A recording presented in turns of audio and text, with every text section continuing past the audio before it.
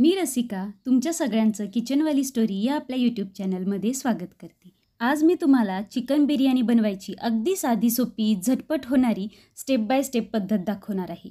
या पद्धतीने बिर्याणी लवकर तर बनतेच, पण इतकी टेस्टी चटपटीत बनेल की तुम्ही ती काही मिनिटातच फस्त कराल।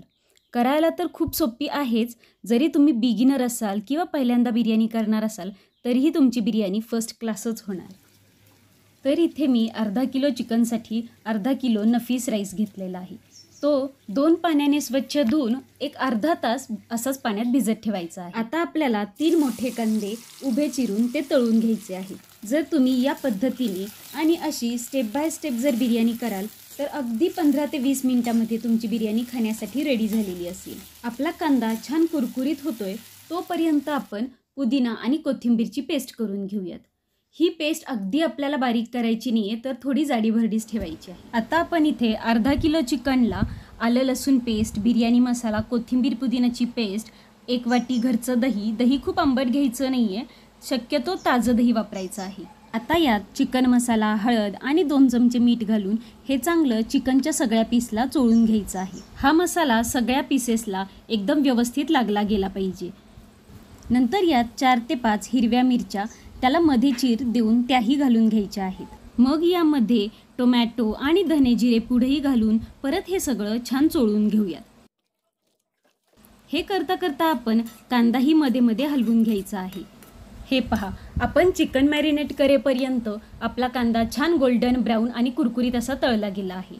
आता हा सगळा एका प्लेटमध्ये काढून घेऊयात। आता हा कांदाही आपण या चिकनमध्ये घालून घेऊयात। यातला थोडा कांदा बाजूला ठेवून आपल्याला भाताच्या वरून घालायला तो लागणार आहे। आता हे चिकन आपण मॅरिनेट केलेलं आहे ते बाजूला ठेवून आपण भाताची तयारी करून घेऊयात। त्यासाठी एका पातेल्यात तांदळाच्या 3 पट पाणी घेऊन त्याला एक उकळी आली की त्यामध्ये आपण तमालपत्र, 7 ते 8 लवंग, 7 ते 8 मिरी, दालचिनीचा थोडा तुकडा आणि कोथिंबीर घालून एक लिंबूही यात पिळून घ्यायचा आहे। तसेच 2 चमचे मीठही यात घालायचं आहे। आता या पाण्याला छान उकळी आली की त्यामध्ये आपल्याला भिजत ठेवलेला तांदूळ घालून घ्यायचा आहे। तांदूळ घातल्यानंतर मोठ्या गॅसवर 10 ते 12 मिनिटं 80-90% हा भात शिजवून घ्यायचा आहे। आपला भात होईपर्यंत आपण एका कढईमध्ये तेल घेऊन चिकन छान शिजायला ठेवूयात। चिकन 5 ते 7 मिनिटं छान हलवून घेतल्यानंतर त्यावर झाकण ठेवून घ्यायचं आहे।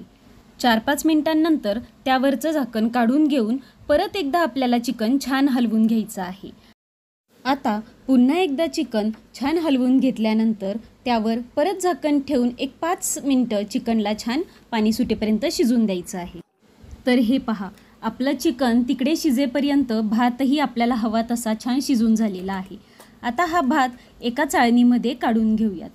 आपला भात अगदी मोकळा झालेला आहे आणि आता हे पहा, आपलं चिकन काय मस्त असं दिसत आहे आणि आपल्याला पाहिजे तशी चिकनला कन्सिस्टन्सीसुद्धा आलेली आहे।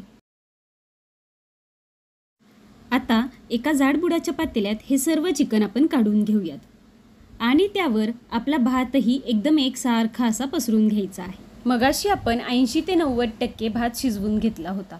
आता दम देताना आपल्याला हवा तसा भात एकदम व्यवस्थित शिजून निघणार आहे। या भातावर राहिलेला तळलेला कांदा, कोथिंबीर आणि बिर्याणी मसाला भुरभुरून घ्यायचा आहे आणि यात आपल्याला आवडत असेल तर हिरवा आणि केशरी फूड कलरही घालून घ्यायचा आहे। हे अगदी ऑप्शनल आहे। मी तरी बिर्याणीमध्ये कलर घालत असते, कारण यामुळे दिसायला बिर्याणी अगदी हॉटेलसारखी कलरफुल दिसते। आता एक तवा छान गरम करून त्यावर हे बिर्याणीचं पातेलं एक वाफ येईपर्यंत मंद आचेवर ठेवून घ्यायचं आहे।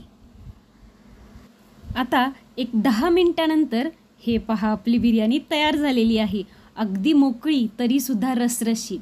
तर माझ्या याच पद्धतीने आणि या स्टेपनुसार जर तुम्ही बिर्याणी कराल तर तुमची बिर्याणी अशीच A1 होणार आहे आणि अगदी झटकीपटसुद्धा। आता या बिर्याणीचं काय करायचं आहे हे मी तुम्हाला सांगायची गरज नाही आहे, हो की नाही? चला तर मग मारा ताव। आणि हो, बिर्याणी खाताय खरं, पण आपल्या चॅनलला सबस्क्राईब आणि व्हिडिओजला लाईक आणि शेअर करायला मात्र विसरायचं नाही आहे।